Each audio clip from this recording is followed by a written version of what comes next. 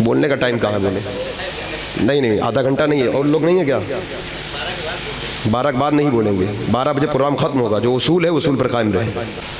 حضرات گرامی وقار، توجہ چاہتا ہوں میں، سسٹم پہلے بنانا چاہیے۔ 12 تک پروگرام چلنا تھا آپ کا، پورے نظام کو بنانا تھا، اتنے ٹائم تک، اتنے ٹائم تک سب کو سسٹم بنانا چاہیے۔ پورا اصول ہر چیز کا وہ ہوتا ہے نا۔ حضرات گرامی وقار، اکثر آپ نے دیکھا ہوگا کہ جب سر پر پتھر مارا جائے تو لوگ ہاتھ سے پتھر کو روک کر سر بچاتے ہیں۔ تاریخ کربلا میں کچھ الگ رنگ ہے۔ یہاں پر اگر ہاتھ کو گرفت میں لینے کی کوشش کی جا رہی ہے تو 72 سر لائے جا رہے ہیں ایک ہاتھ بچانے کے۔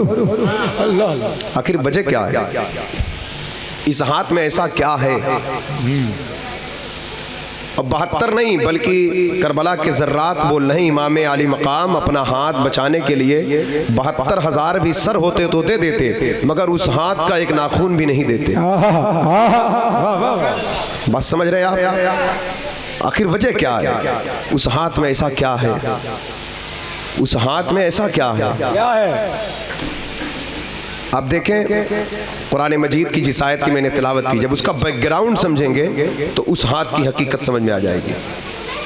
بس اسی کو 2-4 منٹ میں سمجھ لیں آپ۔ بولنے کا ٹائم کہاں بولے؟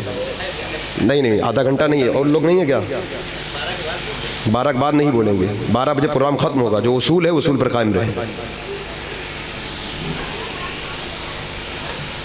حضرات گرامی وقار، توجہ چاہتا ہوں میں، سسٹم پہلے بنانا چاہیے۔ 12 تک پروگرام چلنا تھا آپ کا، پورے نظام کو بنانا تھا، اتنے ٹائم تک، اتنے ٹائم تک سب کو سسٹم بنانا چاہیے۔ پورا اصول ہر چیز کا وہ ہوتا ہے نا۔ ابھی آپ ٹائم بڑھا دیں گے، آدھا گھنٹہ بڑھ جائے گا، پھر اگلی محفل آپ کرنا چاہیں گے تو آپ کے لیے پریشانی ہے۔ اصول کے پابندی کریں گے تو آگے پھر آپ کے لیے چانس رہے گا۔ درود شریف پڑھے، اللہ رب محمد صلی اللہ علیہ وسلم، نحن عباد محمد صلی اللہ علیہ وسلم۔ فرمایا اے محبوب آپ کہیں میں اپنی تبلیغ کا تم سے معاوضہ نہیں طلب کرتا۔ یہ آیت تب نازل ہوئی، مدینہ شریف کے لوگ انصار مدینہ بالخصوص حضور کی بارگاہ میں کچھ تحفہ، تحائف، کچھ درہم، کچھ دینار، کچھ نذر لے کر حاضر ہوئے۔ کہا سرکار اسے قبول فرمائے۔ کہا یہ کس لیے؟ کہا آپ کے ہم پہ احسانات ہیں، ہم بھٹکے ہوئے لوگ تھے، آپ تشریف لائے، ہمیں راہ ہدایت مل گئی، ہم گئے گزرے لوگ تھے، نہ جانے کہاں کہاں ہم جھکے تھے، آپ کی آمد کی برکت سے ہمیں خدا کی بارگاہ میں جھکنے کا سلیقہ مل گیا۔ ہماری زبان پر آج جو یہ کلمہ ہے لا الہ الا اللہ، اللہ کے سوا کوئی عبادت کے لائق نہیں، یہ آپ کی بدولت ہے۔ کائنات کی سب سے حق اور سچ سے ہم ناواقف تھے، آپ تشریف لائے اور آپ نے ہمیں کلمہ شہادت عطا کر کے کامیابی کی راہ پر لا کر کھڑا کر دیا۔ تو سرکار فرماتے اچھا تو یہ اس کلمے کا معاوضہ لے کر آئے ہو تم، یہ اس کلمے اس تبلیغ کا معاوضہ ہے یہ؟ تو اللہ نے فرمایا لا اسألکم علیہ اجرا، محبوب کہو میں اپنی تبلیغ مجھے بہت پریشانیوں سے گزرنا پڑا۔ بی بی سمیہ شہید ہو گئیں، بلال حبشی کو ریت پر گھسیٹا گیا، حضرات گرامی حضرت یاسر کو شہید کیا گیا، پتھروں کی برسات ہوئی، 3 سال شعب ابی طالب میں مقید کیا گیا، طائف کی وادیوں میں پتھر کی برسات ہوئی، لیکن سرکار فرماتے اس کلمہ حق کو تم تک پہنچانے کے لیے میں بہت تکلیفوں سے گزرا، لیکن میں تم سے اس کا معاوضہ نہیں چاہتا، کس لیے کائنات کی کوئی بھی چیز میری تبلیغ کا معاوضہ بن ہی نہیں سکتی۔ توجہ چاہتا ہوں میں، دیکھیں سنیں گے غور سے سمجھ میں آئے گی بات۔ کائنات کی کوئی بھی شے کیا دو گے آپ؟ خزانہ اٹھا کر دو گے، مال دو گے، دولت دے گو، درہم و دینار دو گے؟ فرمایا تھا عائشہ میں چاہوں تو یہ احد کا پہاڑ میرے ساتھ سونا بن کر چلے۔ پھر آقا آپ نے ایسا کیوں نہیں کیا، کیوں پیٹ پر پتھر باندھتے تھے؟ تو کہا اللہ نے جسے ابدی سلطنت کا مالک بنا دیا ہو وہ ایک مشت خاک پر حکومت کرنے کا خواب نہیں دیکھا کرتا۔ جو مالک جنت ہو، مالک کوثر ہو، ارے دنیا چاہے جتنے چولے بدل لے، ہیرے جواہرات کا لباس پہن لے، ہے تو دنیا نا، اگر اس کا تعلق دنیا سے ہے تو فانی ہے۔ اور جو منزل بقا کا بادشاہ بن چکا ہو، جو بقا کی دنیا کا ہمیشہ قائم رہنے والی سلطنت کا مالک بن گیا ہو، تو پھر وہ چند سال کی دنیا کے لیے کیوں وہ کوشش کرے گا؟ حضور کوثر کے مالک ہیں، حضور جنت کے مالک ہیں، حضور میزان کے مالک ہیں۔ حضرات گرامی وقار، تو پھر کہا سرکار اس کی قیمت بن کیا سکتی ہے؟ پھر کہا میری تبلیغ کا معاوضہ کوئی شے نہیں بن سکتی. ہاں اگر کوئی چیز تم مجھے دینا چاہتے ہو اس کے عوض میں. اب دیکھیں دنیا کی ہر شے سے اعلیٰ، کائنات کے ہر شے سے جس بات کا مطالبہ ہے وہ کوئی معمولی چیز نہیں ہے. اس لیے ہر چیز کا رد کیا. لا اسألکم علیہ اجرا، اپنی تبلیغ پر میں کوئی معاوضہ نہیں مانگتا. ہاں الا المودۃ فی القربى، پوری کائنات کے خزانے کو رد کرنے کے بعد پھر کہا کچھ دینا ہی چاہتے ہو تو محبت حسین دے دو، علی کا پیار دے دو، حسن کی چاہت دے دو. زندہ باد، نعرہ تکبیر، میرا نعرہ رسالت، ذکر آقا امام حسین، خاندان اہل بیت. بات کیا تھی؟ اب پھر ایک بات اور کہا، ان کی محبت اگر لازم پکڑ لوگے تو اس میں میرا فائدہ نہیں، اس میں تمہارا فائدہ ہے.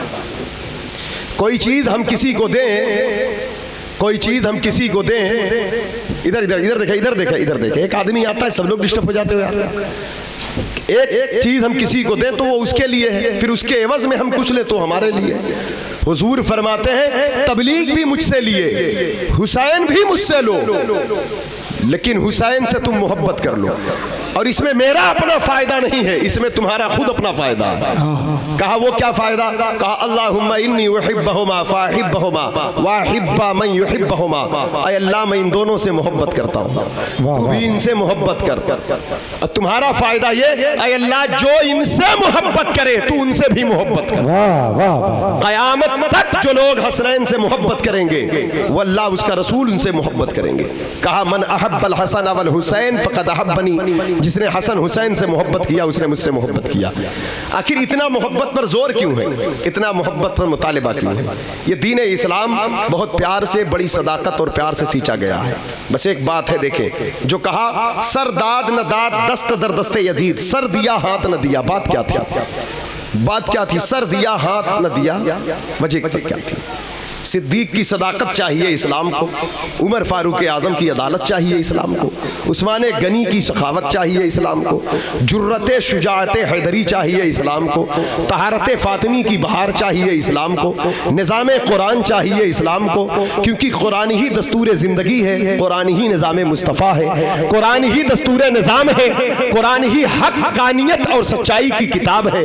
اور کربلا کے میدان میں یزید صرف ایک بات کہہ رہا، حسین یہ بادشاہ، یہ تاج، یہ تخت، سب کچھ جیسا چاہو گے ویسا ہوگا، صرف تھوڑی سی بات ہے، معمولی سی بات ہے. وہ کیا؟ کہا کمپرومائز کر لو.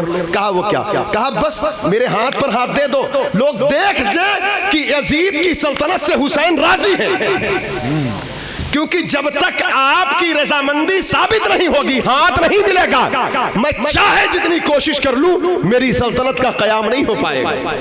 لوگ مجھے باطل ہی سمجھیں گے، میں دنیاوی زور اور طاقت سے کچھ بھی کر سکتا ہوں، لیکن لوگ مجھے باطل ہی سمجھیں گے ایک ہاتھ کو پانے کے لیے. امام حسین کوئی ایسے موجودہ دور کے لوگ تو ہیں نہیں چند سکوں کے عوض میں بک جائیں. کہا تھا مسرت و شادمانی کی محفل آراستہ کی جائے گی، عیش اور طرب منانے کا موقع دیا جائے گا، زندگی کی بھرپور راحتوں سے مالا مال کیا جائے گا، دنیا کے جس ملک کو چاہو گے دیا جائے گا.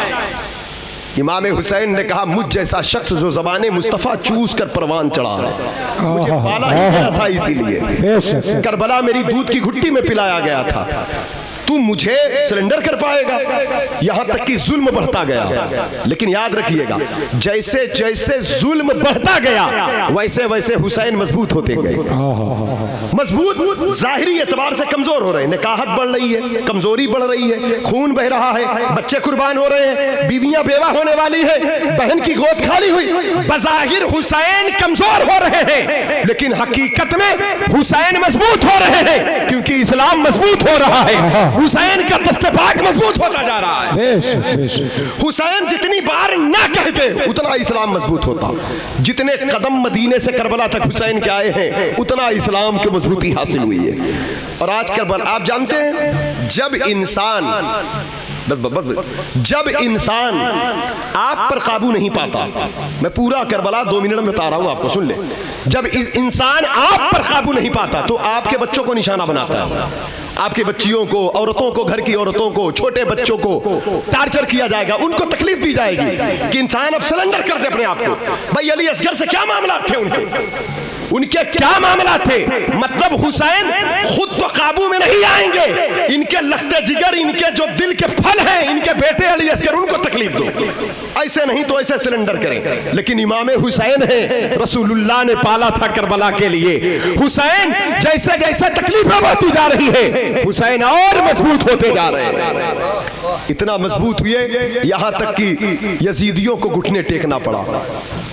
شہید تو کر دیے, کہا سرداد نہ داد دست در دست یزید. ہم نے کہا حسین سر دیا ہاتھ نہ دیا, کہا یہی تو معمہ ہے کربلا سمجھو, بازی ہم نے مارا. ہم نے کہا حضور وہ کیسے, 72 تو شہید ہو گئے, آپ کہتے بازی ہم نے مارا ہے.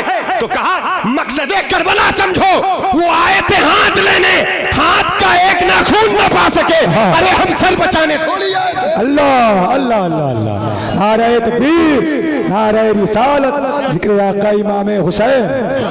ہم سر بچانے تھوڑی آئے تھے, ہم سر بچانے تھوڑی آئے تھے, مقصد کربلا. ہم نے کہا ہاتھ اتنا بچانے کی اتنا زیادہ زور کیوں ہے؟ کہا یہ ہاتھ نہیں, اسلام کی بہار ہے, قدرت کی تلوار ہے, صدیق کی صداقت ہے اس میں, فاروق کی عدالت ہے اس میں, عثمان کی سخاوت ہے, نبی کی سیرت اور صورت کا عکس ہے, یہ اخلاق کریمانہ اسی میں ہے, قرآن کا ترجمہ, اس کی تفسیر, اس کی تعلیم اسی میں ہے. ہاتھ گیا تو دین مصطفیٰ چلا گیا, سر گیا کوئی بات نہیں, ہاتھ باقی ہے تو قیامت تک کے لیے اسلام باقی. زندہ باد, زندہ باد. اور یہی کہتے ہیں اگر یہ ہاتھ ہے تو قیامت تک کے لیے تنہا دست حسین کافی ہے تبلیغ کے لیے. اللہ, جتنی تبلیغیں ہو رہی ہیں, جو بھی کلمہ پڑھایا کسی بزرگ کے ذریعے پڑھو, اصل اس میں اہم رول ہے امام حسین کا.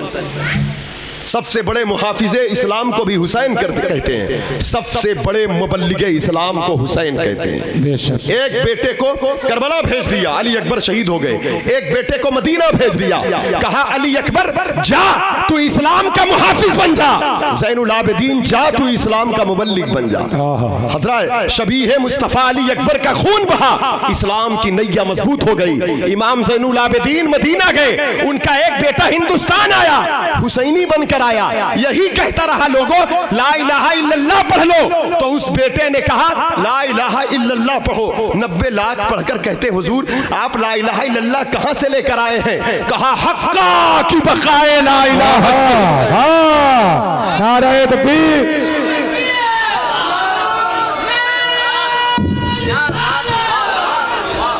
90 لاکھ کو کلمہ پڑھایا غریب نواز نے, تو کہا یہ وہی کلمہ ہے جو حسین نے ہاتھ بچایا تھا, 72 سر دے کر اسی کلمے کو تو بچایا ہے. اللہ اللہ, جو آج انہی کے ہاتھ کی برکتیں لے کر میں موجود ہوں.